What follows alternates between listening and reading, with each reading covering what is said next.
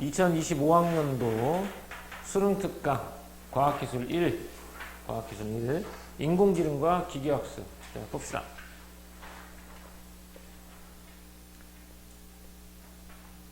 문단 번호부터 해봅시다. 몇 개 문단인지. 하나, 둘, 문단이 길어 이렇게. 셋,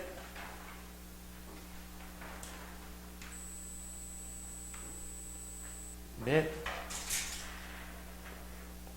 5개 문단으로 이루어져 있어요. 총 5개 문단으로 이루어져 있으니까 이거 한번 가보도록 하겠습니다. 자, 첫 번째 문단. 첫 번째 문단에서는 어쨌든 늘 말하지만 화제나 논제예요. 이 글의 독해의 방향을 정해주는 겁니다. 앞으로 이 글은 무엇에 대해서 얘기할 거니까 내 거기에 초점을 맞춰서 글을 읽어주세요 라고 말하는 거야. 기계학습은 인공지능의 하위범주로 인간이 학습하듯이 컴퓨터에도 데이터를 주고 학습하게 함으로써 스스로 규칙을 찾는 방법들을 의미한다라는 얘기야. 학습 데이터를 집어넣어줘요. 그리고 이거 가지고 학습해. 그리고 뭘 찾는다? 스스로의 어떤 규칙을 찾아. 이게 기계학습입니다. 기계학습의 개념이죠.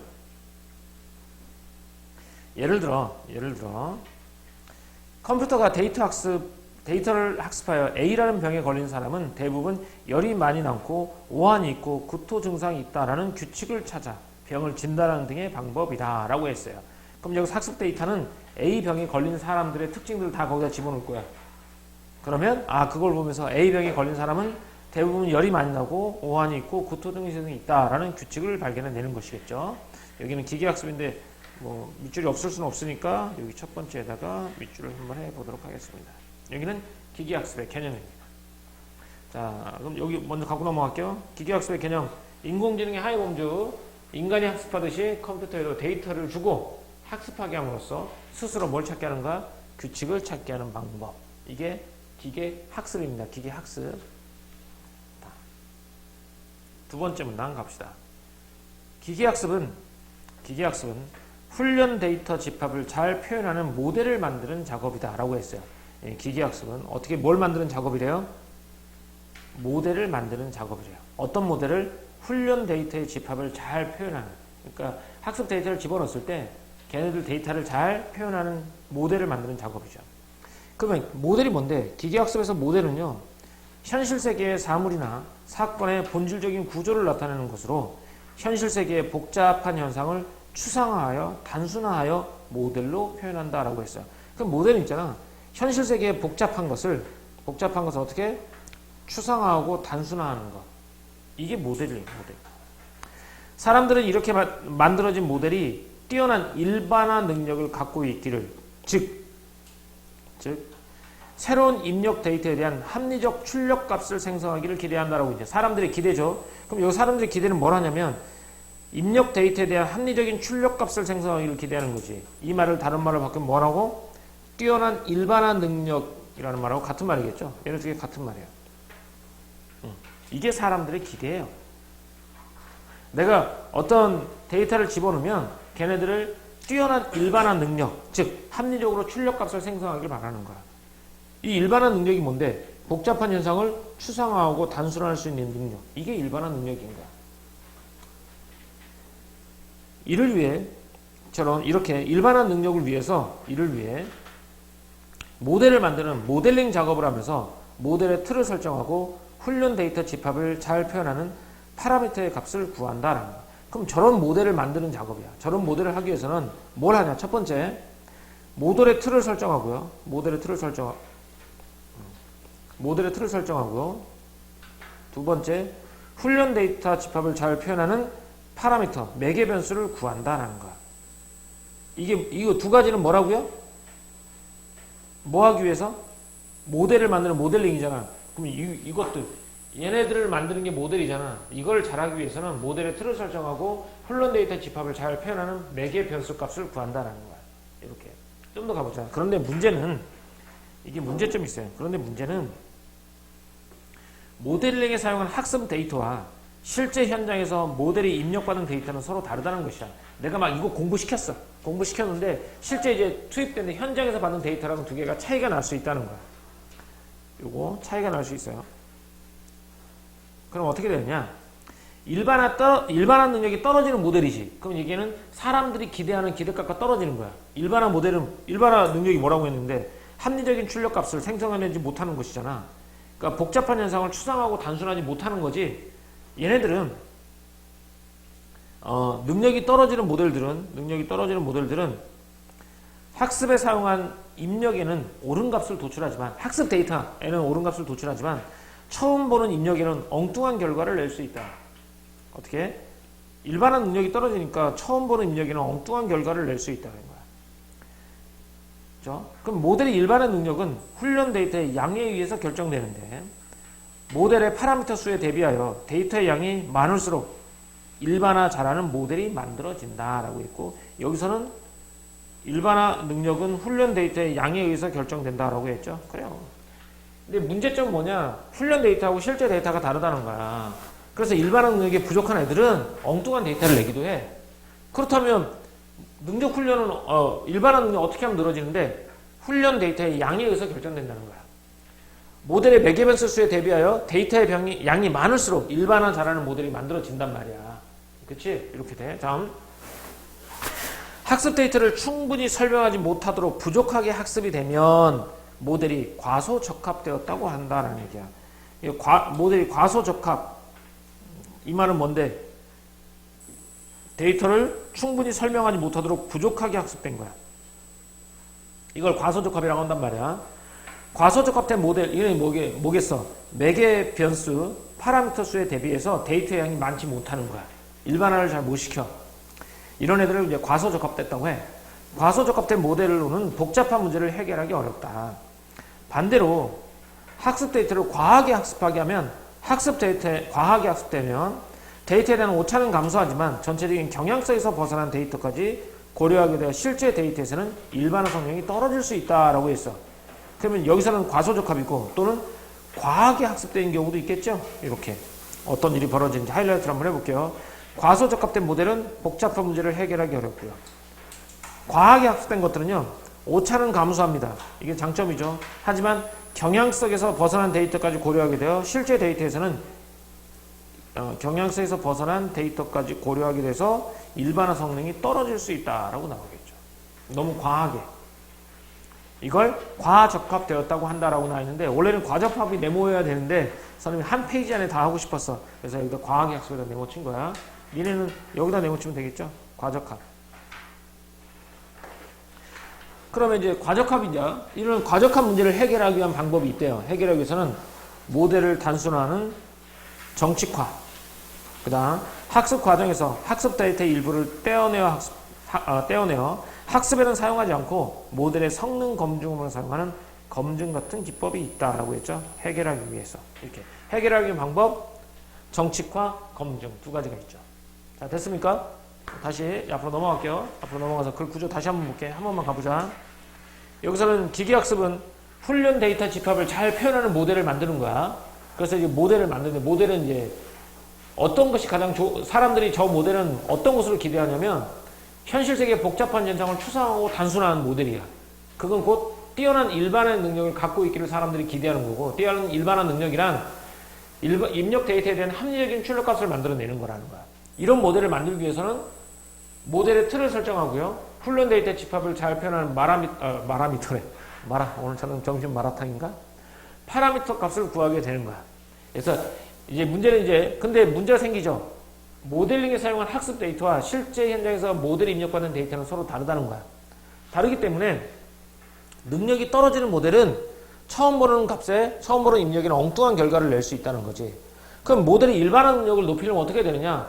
훈련 데이터의 양을 늘리면 돼. 양에 의해서 결정되니까. 그래서 파라미터 수에 대비하여 데이터의 양이 많을수록 일반화를 잘하는 모델이 만들어진다는 거야. 그런데 부족하게 학습이 되면 과소적합이야. 그래서 복잡한 문제를 해결하기 어렵고요. 과하게 학습하면 뒤에서 과적합이라고 나오죠. 과적합이니까 오차는 감소해요. 하지만 경향성에서 벗어난 데이터까지 고려하게 되어서 일반화 성능이 떨어질 수 있다 이거야. 그럼 이런 과적합 문제를 해결하기 위해서는 두 가지야. 정칙화하고 검증. 정칙화는 모델을 좀 단순화시키는 것. 검증은 학습 데이터의 일부를 떼내서 학습에는 사용하지 않아. 검증 용어만 사용하는 것. 검증. 이 두 개가 있다. 이렇게 되겠죠. 자, 옆에 빈 거 채워볼까요? 자, 뭐 채우고 있었지? 기계학습과 모델링 가봅시다. 기계학습은 훈련 데이터의 집합을 잘 표현하는 모델을 만드는 작업이야. 집합을 잘 표현. 모델은 현실 세계의 사물을 현실 세계의 사물이나 사건의 본질적인 구조를 나타내는 것. 단순화하고 추상화시키는 거죠. 현실 세계의 복잡한 현상을 추상화하고 단순화하는 것이란 말이야, 모델이. 그럼 모델에 뛰어난 일반화 능력을 갖고 있기를 사람들은 기대하게 되겠죠? 일반화 능력이 뭔데? 새로운 입력 데이터에 대한 합리적인 출력값을 생성하기를 기대한다는 거야, 사람들이. 그런데 그러면 합리적 일반화 능력을 갖기 위해서는 어떻게 해야 돼? 모델링 작업을 하면서 모델의 틀을 설정하고요. 모델을 만들 때 훈련 데이터의 집합을 잘 표현하는 파라미터 값을 구하면 돼요. 그런데 문제는 뭐가 나오냐면 문제는 학습 데이터하고 실제 데이터가 다르다는 거야. 문제점 발생하죠. 모델링에 사용한 학습 데이터와 실제 현장에서 모델 입력받는 데이터는 서로 다르다는 거야. 그러다 보니까 처음에 입력값은 값에 엉뚱한 결과를 낼 수 있어. 그럼 일반화 능력을 뭐에 의해서 결정되냐면 훈련 데이터의 양에 의해서 결정돼. 그래서 모델이 파라미터 수에 대비하여 데이터의 양이 많을수록 일반화를 잘하는 모델이 만들어진단 말이야. 그런데 부족하게 학습이 되는 걸 우리는 무슨 학습이라고 해? 과소적합된 모델이라고 해. 얘는 부족하게 학습된 모델이야. 얘는 복잡한 문제를 해결하지 못해. 근데 과적합도 있어. 데이터를 과하게 학습한 모델이야. 얘는 오차는 감소하지만 경향성에서 벗어난 데이터까지 고려하게 되기 때문에 실제 데이터에 대해서는 성능이 떨어지게 된다는 거지. 이런 과적합된 문제를 해결하기 위해서 정칙화와 뭐가? 검증이 있다는 거지. 정칙화는 모델을 단순화시키는 거고, 검증은 학습 데이터의 일부를 학습에 사용하지 않고 모델 성능의 검증용으로만 사용한다는 거. 이게 여기 뒤에 나와 있는 것까지 해결책이 되겠죠. 없어도 되잖아. 그냥 다 읽었으니까 내려가 뒤에 거 보고 채울 수 있죠.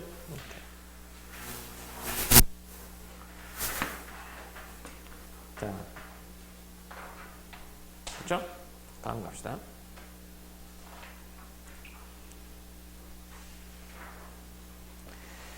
기계학습의 학습 방법은 일반적으로 지도학습, 비지도학습, 강화학습 등으로 나눌 수 있다라고 했어. 이건 무조건 밑줄이죠. 이렇게 되면 글의 내용이 좀 지문이 길더라도 앞으로 나올 내용이 좀 명확하게 나와 있지.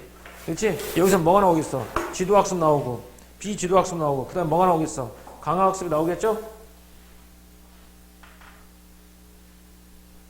자, 그러면 첫 번째 가봅시다. 이는 알고리즘의 데이터에 입력하는 형태에 따른 것이다 라고 했어요. 그럼 기준이 얘네 세 개로 나누는데 기준이 뭐냐면 알고리즘과 데이터를 입력하는 형태에 따라서 지도학습, 비지도학습, 강화학습으로 나눌 수 있는 거고 얘는 기준이 되겠죠. 쟤를 나누는 기준이 되겠죠.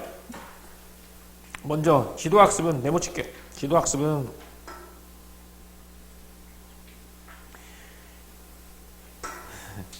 지도학습은 입력과 출력 간의 관계를 학습하는 데 사용된다라고 했어요.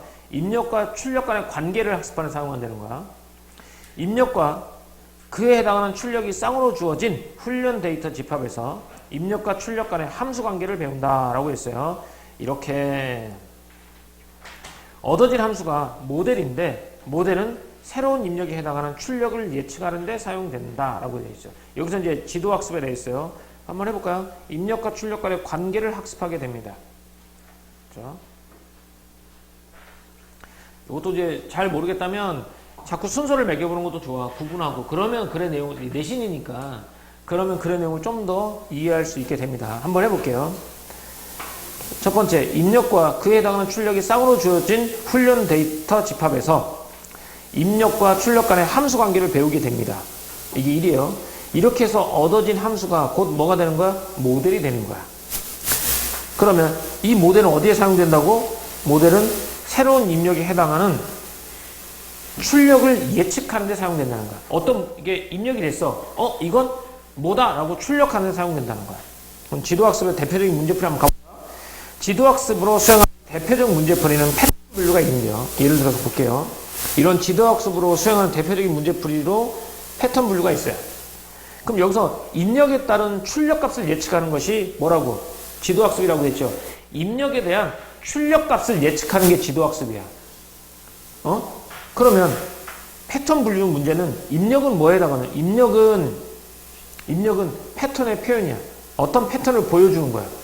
그러면 출력은 그 패턴은 무엇이다 라고 패턴의 범죄 명칭이야. 라벨, 즉 패턴 범죄 명칭이라는 거지. 이렇게 학습 데이터를 보는 거야. 사진하고 개하고 고양이를 개와 고양이를 구분하는 거야. 기계학습할 때 그 개의 모습을 쫙 보여주고 사진을 그 고양이 모습을 계속 보여주는 거야. 패턴을 보여줘. 두 개 패턴이 다른 거야. 두 개 패턴을 보여주는 거야. 그럼 학습해 얘가 고양이의 패턴은 이렇구나. 개의 패턴은 이렇구나. 이렇게 학습한 거야. 그러고 나서 거기 없는 또 다른 개를 집어넣어주면 그 패턴을 통해서 이건 뭐야? 패턴을 보여주지. 그럼 이건 개다 라고 예측해 보여주는 거야. 이게 이제 지도학습이야. 자, 사진을 보고 개와 고양이를 구분하는 알고리즘을 만드는 것을 목적으로 하는 기계학습을 가정해 보자 라고 했어요. 여기 가정해 볼 거야. 사진을 밑줄이 좀 많아지지? 괜찮아? 이게 뭐야? 기계학습을 가정해 보자 라고 했어요. 분류는 기준에 따라 어떤 그룹에 속한지를 구분하는 거야. 어떤 구분에 속하는지를 구분하는 거야. 지도학습을 완료한 시스템은 처음 보는 사진으로도 개와 고양이를 구분할 수 있게 되지. 즉 지도학습으로 개와 고양이를 식별하는 알고리즘을 만들어진 것이야. 하지만 훈련에 사용된 사진과 좀 많이 달라. 개와 고양이 사진을 계속 보여줬잖아 이렇게. 근데 거기다가 오리를 갖다 놔. 그럼 얘는 많이 다르잖아. 아니면 개인데 약간 좀 고양이생처럼 개 있잖아. 그럼 개를 갖다 놓으면 훈련에 많이 다른 사진에 대해서는 정확하게 식별하지 못하는 경우도 있다라는 거죠. 자, 이건 뭐야? 지도학습이죠. 지도학습은 패턴 분류야. 패턴을 보여주고 이 패턴의 명칭을 출력하는 거야. 입력은 패턴의 분류, 출력은 입력의 명칭 이렇게 되는 거야.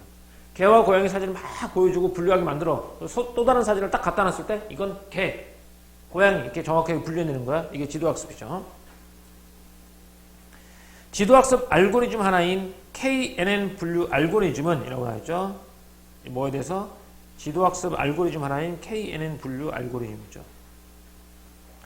새로운 데이터가 입력되었을 때 가장 가까운 데이터 K개를 이용하여 해당 데이터를 유추하는 알고리즘이다. 그래서 가령 예문이니까 얘는 뭐라고? 새로운 데이터가 입력되었을 때 가장 가까운 데이터 K개를 이용하여 데이터를 유추하는 알고리즘이다. 그래서 KNN 분류 알고리즘이라고 나와 있어요. 그림에 대한 설명이 나오니까 이 그림 설명까지 한번 가볼게요. 집중하고. 그림 A의 위치야. 항상 이 그림이 나오면 비문학 지문에서 그림이 나오잖아. 이걸 니네를 어렵게 하려고 하는 게 절대 아니라는 거야. 니네 이해를 좀 더 쉽게 하기 위해서 그림을 갖다 놓으니까 이 그림과 관련된 글을 읽으면 그림을 잘 활용하는 거야. 철저하게 활용을 해. 알겠지? 그림 A의 위치에 있는 데이터가 A에 있는 얘가 A 어떤 범죄에 해당하는지를 미안 다시 쏘리. A가 여기 있어. 여기에 뭐가 하나 있는 거야. A에 해당하는 데이터가 어떤 범죄에 해당하는지를 판단하기 위해서 가까운 데이터 3개를 이용하는 거야. 그래서 이것과 가까운 데이터 하나, 둘, 3개를 이용한다면 삼각형 2개와 사각형 1개를 찾을 수 있지. 그렇지? 잘 봐. 삼각형 2개와 사각형 1개를 찾을 수 있지. 이런 경우 A는 3개의 범주 중에 뭐가 더 많아? 세모가 더 많지? 그럼 얘는 뭐의 가능성이 높다고? 세모에 속할 가능성이 높다고 판단하는 거야. 이게 KNN 분류야. 자, 얘도 번호 매겨봐. 첫 번째, A에 있는 데이터 범주에 해당하는지 판단하기 위해서 가까운 데이터 3개를 이용한다면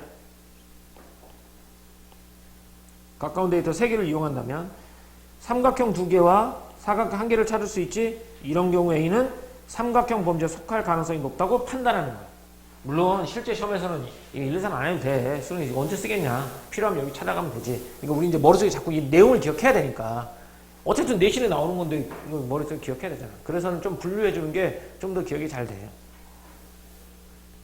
K 분류 알고리즘의 장점은 나오죠. 자, 장점 나옵니다. 장점은 간단하고 빠르고요. 거리 기반의 직관적 설명이 가능하고요. 딱 봐도 거리에 가까우니까 직관적 설명이 가능하죠. 하지만 단점도 있겠죠? 단점은 어떤 단점이 있냐? 새로운 데이터가 들어올 때마다 모든 기존 데이터의 거리를 계산해야 분류해야 돼. 즉 새로운 데이터가 올 때마다 모든 기존 데이터 거리 계산을 분류해야 돼서 계산이 복잡해질 수 있다라고 있죠. 여기까지 무슨 학습? 상도 무슨 학습이야 여기까지가? 지도학습. 됐습니까? 그럼 다시 한번 정리 한번 해볼게요. 한 번만 읽어보고 역할 채워보자. 자, 기계학습에서는 일단 지도학습, 비지도학습, 강화학습 등으로 나눌 수 있어요. 일단 지도학습은 얘를 나누는 기준은 알고리즘과 데이터를 입력하는 형태에 따라 다른 거고, 일단 지도학습은 입력과 출력 간의 관계를 학습하는 거야. 입력한 데이터하고 출력한 데이터의 관계야. 얘네들을 쌍으로 주어진 훈련 데이터 집합에서, 자, 데이터 집합이 어떻게 되냐면 쌍으로 해. 이런 건 개야, 이건 고양이야. 이걸 자꾸 쌍으로 입력해 주는 거야. 쌍으로 입력해요. 어디냐? 쌍으로 주어진 그래서 입력과 출력 간의 함수 관계를 배우죠. 아, 이렇게 된 거는 이거 뭐 개구나, 이렇게 된 건 고양이구나. 이 함수 관계를 배우는 거야. 이 함수가 곧 모델일 거야.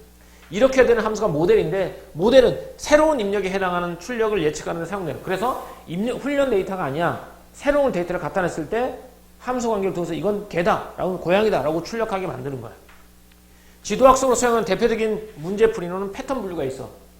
패턴 분류에서 패턴 분류 문제에서 입력은 패턴의 표현, 어떤 표현인지, 그리고 출력은 그 패턴의 범주 명칭, 이런 패턴을 입력하면 결과 이건 개야, 고양이다, 이거 만들어내는 거야. 이렇게 사진을 보고 개와 고양이를 구분하는 알고리즘 만들어서 목적으로 하는 기계학습을 가정해 보잔 말이야. 분류 기준에 따라 어떤 그룹에 속해 있는지를 구분하는 것이야. 그래서 이 사진 보여주고 개, 이 사진 보여 고양이, 이걸 계속 쌍으로 해서 입력하게 되는 거야. 그럼 이 기계학습이 어떤 함수를 구하게 돼. 이게 함수가죠. 그래서 이제 훈련에 사용된 사진과 많이 다른 사진에 대해서는 정확하게 식별하지 못하는 경우도 있죠. 그런 이런 지도학습 알고리즘 하나가 바로 KNN 분류 알고리즘인 거야. 알겠죠? 패턴 보지 이건 세모야, 패턴 보지 이건 네모야. 이걸 계속 인모로 쌍으로 입력을 해. 새로운 데이터 A가 딱 들어왔어. 그럼 얘가 뭔지 판단해야 되는 거잖아. 그때 KNN 분류는 범주에 가장 가까운 데이터 3개를 이용하는 거야. 근데 가장 가까운 3개의 데이터가 삼각형 2개야, 사각형 1개야. 그렇다면 얘는 삼각형에 더 삼각형에 가깝다라고 판단할 가능성이 높다는 거지. 이게 KNN 분류 알고리즘이고, 이것의 장점은 빠르고 간단, 거리 기반의 직관적인 설명이 가능하다는 거. 다음, 새로운 하지만 단점은 뭐냐? 새로운 데이터가 들어올 때마다 기존의 모든 데이터와의 거리를 계산한 후 분류해야 돼. 이게 하나의 단점으로 인정된다는 거. 이게 지도학습. 됐죠? 여기 채워봐. 그러면 다 채웠지? 선생님 설명 들으면서 다 채웠죠? 기계학습 알고리즘 분류 첫 번째가 이제 지도학습인데, 알고리즘과 데이터 입력하는 형태에 따라서 지도학습, 비지도학습, 강화학습으로 나눈다는 거야. 지도학습은 입력과 출력 간의 관계를 학습하는 데 사용하는 거야. 입력과 출력 간의 관계, 입력은 패턴, 출력은 패턴의 명칭 이랬지. 입력과 출력이 쌍으로 주어진 훈련 데이터 집합에서 입력과 출력 간의 함수 관계를 배우는데, 이렇게 얻어진 함수가 바로 모델인 거야.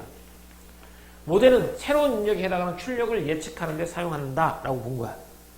자, 지도학습으로 사용하는 대표적인 문제풀이로는 패턴 분류가 있다라고 했어. 입력은 패턴의 표현이야. 패턴을 보여줘. 어떤 특정한 패턴을 보여주겠죠. 출력은 그 패턴의 패턴 범주의 명칭을 보여줘. 이런 패턴은 어떤 명칭으로 불려라고. 훈련에 사용된 패턴과 많이 다른 경우 정확하게 식별하지 못하는 경우가 있다는 거지. 자, 그 다음 이런 것들을 가장 잘 사용한 분류 알고리즘이 뭐냐? KNN 분류 알고리즘이라는 거야. 새로운 데이터가 입력되었을 때 가장 가까운 데이터 K 데이터를 유추하는 거야. 여기서는 몇 개니? 그림에서는 3개였지?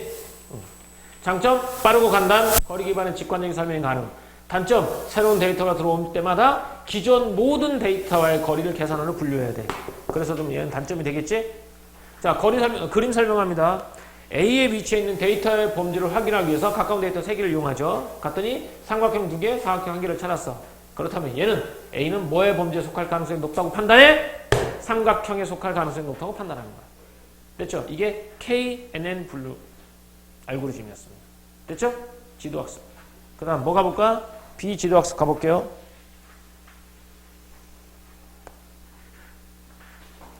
자, 이렇게 한다. 비지도학습은 네모 칠게요. 입력에 해당하는 입력 바람직한 출력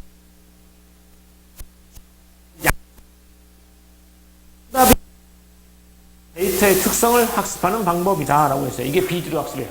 아까는 입력값과 출력값을 쌍으로 갖다 놨잖아. 근데 얘는 입력에 대한 바람직한 출력 정보가 명시적으로 주어지지 않아요. 그래서 얘가 정답이 없는 상황에서 데이터의 특성을 학습하는 거야. 비지도학습에서는 데이터 집합에 숨겨진 규칙성을 찾게 되는 거야. 그래, 정답이 없잖아. 그래서 데이터 집합에 숨겨진 규칙성을 찾게 되는 거야. 그래서 비지도학습으로 수행되는 대표적인 문제풀이에는 뭐가 있다? 군집하가 있다라고 했죠. 군집하는 이라고 나왔죠. 앞에서는 뭐 있었죠? 지도학습으로 수행하는 대표적인 문제풀이는 앞에는 뭐가 있었죠? 패턴 분류가 있었죠. 비지도학습에는 군집하가 있다는 거야. 훈련용 데이터 집합에서 서로 유사한 것들을 스스로 묶어 군집을 형성하는 작업이 이게 군집하예요. 군집하를 위해서는 뭐가 있어야 가볼까요? 유사성의 판단 기준을 미리 정해야 하는데 데이터 간의 거리를 그 기준으로 삼을 수 있다라고 해서 여기도 밑줄 긋읍시다. 데이터 간의 거리를 그 기준으로 삼을 수 있다라는 거야. 거리를 어떻게 정의하는지에 따라서 여러 알고리즘이 존재하지만 군집하 알고리즘의 기본 아이디어는 자, 군집하 알고리즘의 기본 아이디어입니다. 같은 군집에 속한 데이터와는 거리는 최소로 줄이고 다른 군집의 데이터와는 거리를 최대로 늘리는 거야. 같은 군집, 다른 군집. 거리를 데이터 거리를 최대로 늘리기 위해 군집의 소속을 바꿔가면서 최적의 구성을 찾는 것이야. 이렇게. 그래서 결국 뭐라고? 군집의 소속을 바꿔가며 최적의 구성을 찾는 것. 이게 군집화 알고리즘의 기본 아이디어. 잘 봐. 얘랑 비슷한 애들은 최대한 거리를 가깝게 오고 속성이 뭐라는 최대한 거리를 멀게 하는 거야. 그렇게 해서 군집 소속 계속 바꿔가면서 최적의 구성을 찾는 거야. 최적의 구성 찾는 방법이 이렇게 나옵니다. 자, 군집화 알고리즘의 하나인 K평균 군집화 알고리즘은 이라고 나와 있어요.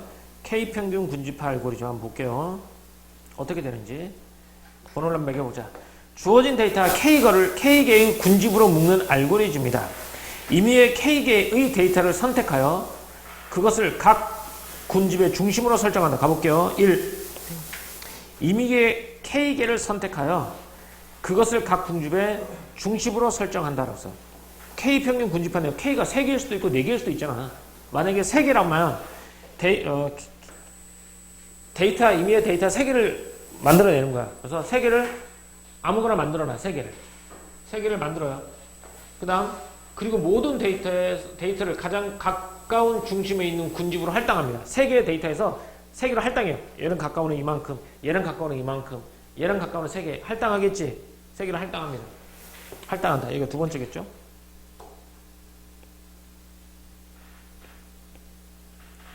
즉, 각 군집에는 군집의 중심에 있고 각 군집의 점은 다른 군집의 중심보다 지정된 군집의 중심에 더 가깝다라는 거야. 그러니까 모든 데이터가 그 3개를 기준으로 해서 가장 가까운 데에 소속되는 거야. 가장 가까운 데 소속되는 3개가 되는 거야. 다음, 군집에 할당된 모든 데이터의 평균점을 그 군집의 중심으로 다시 정해. 그러면 아까 K개라고 선생님이 3개라고 지정했잖아. 3개의 군집되어 있는 게 평균값을 구해. 그치? 평균값을 구하고 나서 세 번째, 그 모든 데이터의 평균점을 군집에 포함된 평균점을 그 군집의 중심으로 다시 정해. 그리고 할당을 반복하다가 군집 소속의 변화가 없으면 종료하게 되는 거야. 이렇게. 됐어요? 요거 그림을 좀 설명 한번 해볼까요? 간단하게. 자, 여기 볼게요. 여기 수많은 데이터들이 이렇게 있어요. 데이터 있다고 칩시다. 처음에 K개예요. 3개. 하나, 둘, 셋. 이렇게 묶어요. 그러면 모든 데이터 중에 여기 있는 모든 데이터들 중에서 가장 가까운 애가 있을 거냐. 얘보다는 얘가 가까운데 여기 가는 거고, 얘는 멀더라도 얘보다는 얘가 가까우니까 여기에 모이겠지. 그래서 얘랑 가까운 애 이만큼 모이겠고, 얘랑 가까운 애 또 이만큼 모이겠고, 얘랑 가까운 애 이렇게 모이게 되는 거야. 이 과정. 그러다가 여기 있는 애들 있지. 여기 있는 애들 뭘 구해? 평균값을 구하겠지. 평균값을 구해서 새로운 애가 만들어졌어. 여기도 새로운 애, 왜 사라져? 새로운 애가 여기도 새로운 애 만들어지고, 여기도 새로운 애가 만들어졌어. 그럼 다시 얘를 기준으로, 새로 만들어진 애를 기준으로 다시 모아. 그럼 얘랑 거리니까, 좀 달라질 수도 있겠죠? 얘는 여기까지 포함되고, 뭐 이렇게 또 만들어지겠지. 또 만들어진 거에 또 평균값을 구해. 그래서 그걸 기준으로 또 군집화하는 거야. 이게 바로 K 평균 군집화 알고리즘이라고 되는 거지. 얘는 비교적 어떻다? 비교적 간단하지만 장점이죠. 군집 개수에 따라 결과가 달라질 수 있다. 군집 개수에 따라 결과가 달라질 수 있다는 단점이 있다. 여기는 이제 3개로 만들었지만 이걸 5개로 한다면 값이 달라질 수 있다라는 거죠. 이게 K 군집화 알고리즘입니다. 됐습니까? 그렇지? 얘는 지도학습하고 비지도학습의 가장 큰 차이점은 입력할 때부터 정답이 정해져 있냐 정해져 있지 않냐. 지도학습에는 입력값과 패턴값을 쌍으로 묶어서 주는 거야. 즉 문제하고 답을 한꺼번에 주는 거지. 근데 얘는 답이 없어. 그래서 얘가 알아서 분류하는 거야. 여기까지가 비지도학습이었습니다. 다시 정리 한번 해볼게요. 자, 지도학습 갑니다. 옆에 가자. 기계학습 알고리즘 분류주 두 번째 비지도학습이죠. 입력에 해당하는 바람직한 출력 정보가 명시적으로 주어지지 않은 사람. 정답이 없죠. 정답이 없는 상황에서 데이터의 특성을 학습, 데이터의 집합을 숨겨진 규칙성을 찾는 거죠. 비지도학습으로 수행하는 대표적인 문제 풀이가 군집화야. 군집화는 훈련용 데이터 집합에서 유사한 것들을 스스로 묶어 군집화하는 경우, 군집화하는 작업이야. 네, 군집화 알고리즘의 기본적인 아이디어는 뭐냐면 오타. 준집이 아니라 군집. 같은 군집에 속한 데이터의 거리는 최소화하고 다른 군집에 있는 데이터의 거리는 최대화하는 거지. 이를 위해서 군집의 소속을 바꿔가면서 최적 구성을 찾는 거죠. 아까 그림으로 얘기했죠? 구성을 찾는 거야. 이 알고리즘의 대표적인 게 K평균 군집화 알고리즘이야. 주어진 데이터를 K개의 군집으로 묶어. 그래서 임의의 K개로 데이터를 선택해. 군집을 선택해서 그것으로 군집을 설정을 해. 그리고 군집된 모든 데이터에 가장 가까운 중심에 있는 군집으로 다시 할당을 해. 그리고 군집에 할당된 모든 데이터의 평균점을 그 군집의 중심으로 다시 정하고 할당을 반복해. 근데 계속 반복하면 조금씩 변할 거잖아. 근데 더 이상 변하지 않아 이제. 군집의 소속이 변화가 없으면 종료하는 거야. 군집의 변화가 없으면 종료. 이렇게 되겠죠? 장점은 비교적 간단하다는 거. 단점은 군집의 개수가 지금 3개였는데 이게 5개가 된다면 결과가 달라질 수도 있다라는 거죠. 이게 비지도학습. 됐습니까? 자, 다음. 강화학습이라고 했죠. 강화학습. 내용. 이제 3번.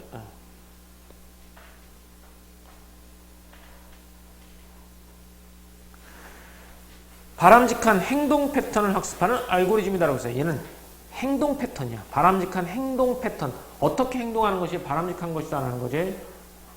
행동 패턴을 학습하는 알고리즘이죠.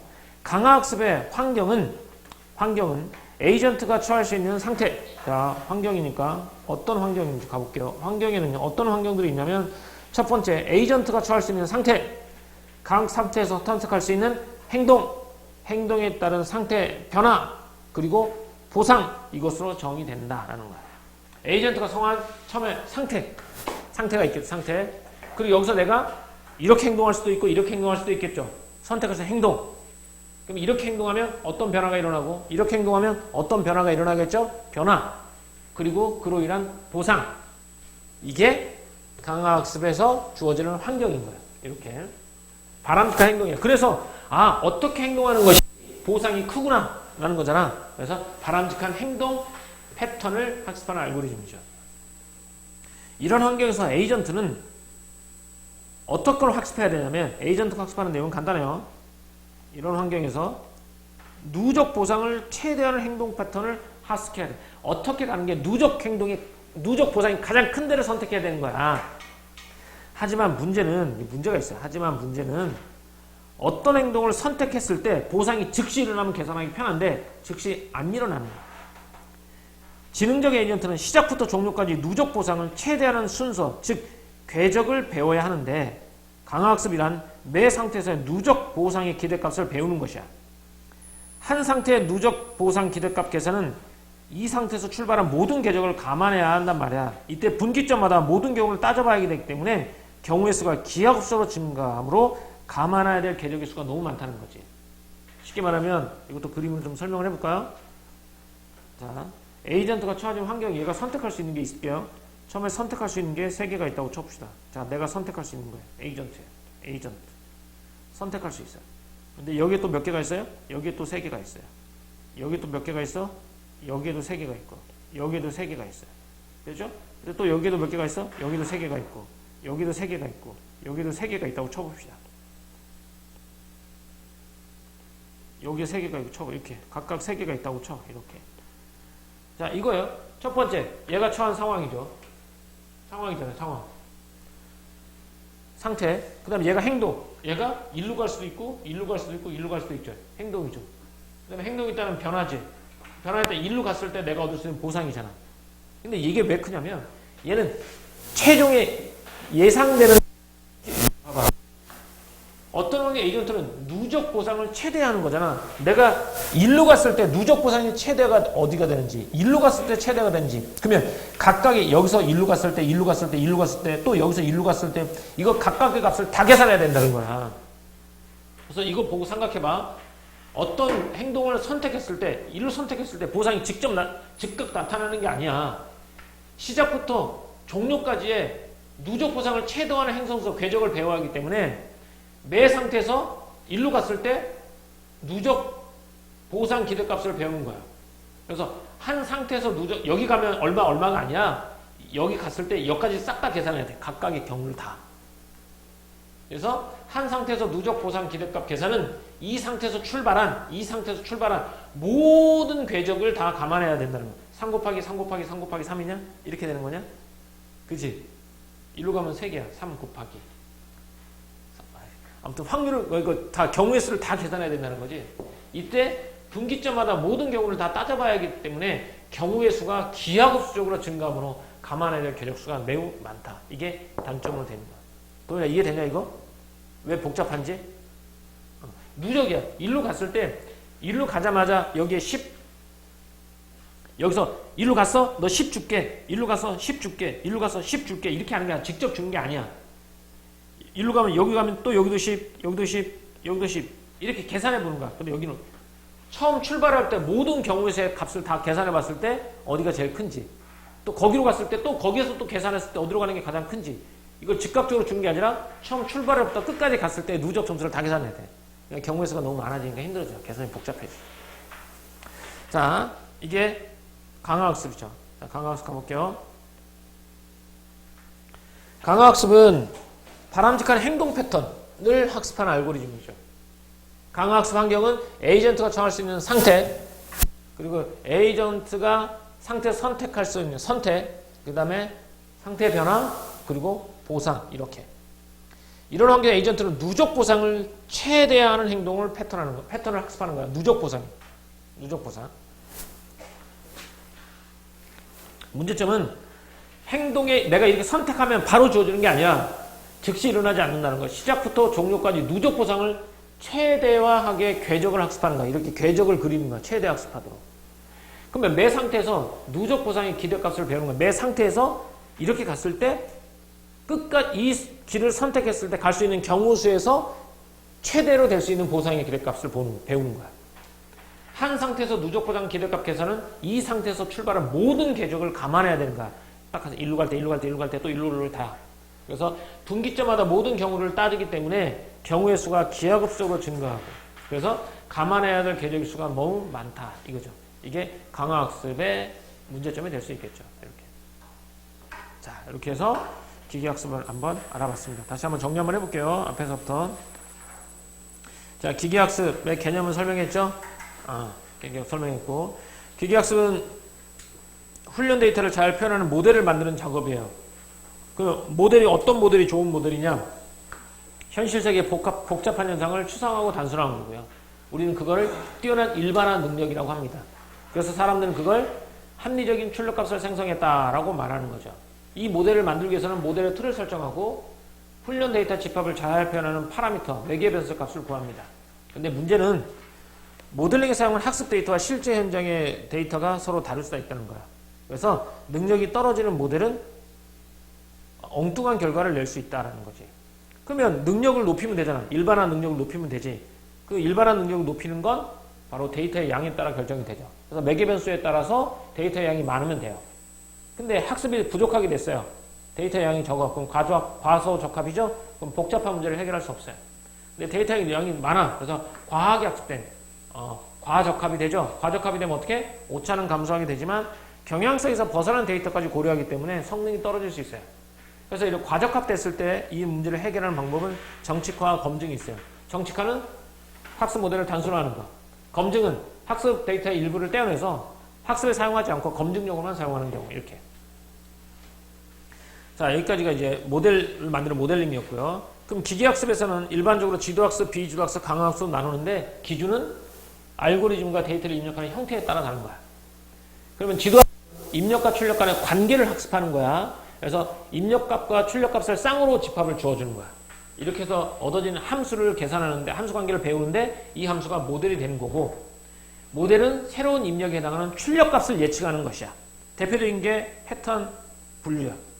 어떤 패턴을 입력하면 그 패턴의 명칭을 찾아내는 거야. 명칭을 찾아내는 거 되겠죠? 이렇게. 그래서 개와 고양이 얘기가 나왔죠? 이걸 가장 잘 사용하는 알고리즘이 KNN 분류 알고리즘이야. 새로운 데이터가 입력하면 가장 가까운 K개를 이용해서 해당 데이터를 유추하는 알고리즘이죠. A가 뭔지 패턴을 분류하고 싶으면 A랑 가까운 세개 값을 분류해. 세모가 2개, 네모가 1개다 그러면 얘는 세모일 확률이 높다라고 판단하는 거야. 장점은 빠르고 간단하고요. 거리 기반으로 직관적으로 설명이 가능하다는 거. 단점은 데이터가 들어올 때마다 모든 데이터와의 거리를 계산해야 되기 때문에 좀 복잡할 수 있다는 거. 이렇게 지도학습이었고, 비지도학습은 정답이 없어요. 정답이 없고 걔네들이 데이터 집합 순결에 있는 규칙성을 찾게 되는 거야. 이거 대표적인 게 군집화야. 군집화는 묶는 거야. 유사성 판단 기준을 미리 정해야 되겠지. 어쨌든 뭐가 비슷하고 뭐가 크기가 비슷하거나 모양이 비슷하거나 귀의 크기가 비슷하거나 묶겠죠. 데이터 간 거리를 기준으로 삼을 수 있어요. 근데 이 군집화 알고리즘의 기본 아이디어들은 같은 군집에 속한 데이터는 거리는 최소화하고요. 다른 군집에 속한 데이터는 거리를 최대화하는 거야.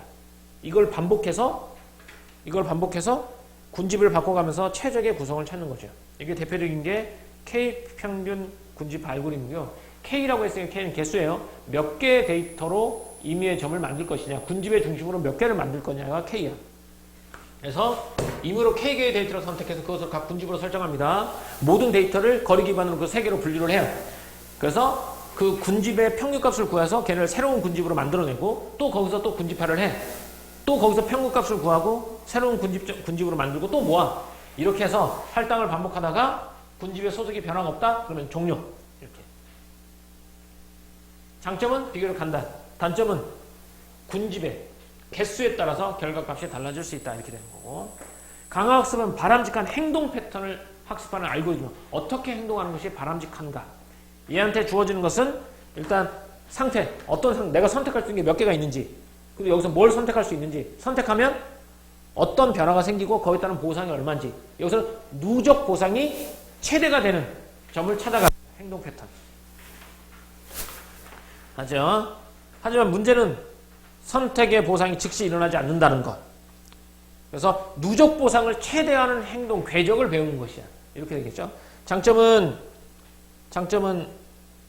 없나? 장점 안 나오나? 단점만 나오네요. 분기점마다 모든 경우를 따져봐야 하기 때문에 경우의 수가 기하급수적으로 증가한다. 그래서 감안해야 될 개적의 수가 너무 많다. 이게 강화학습이었습니다. 됐습니까? 자, 여기까지.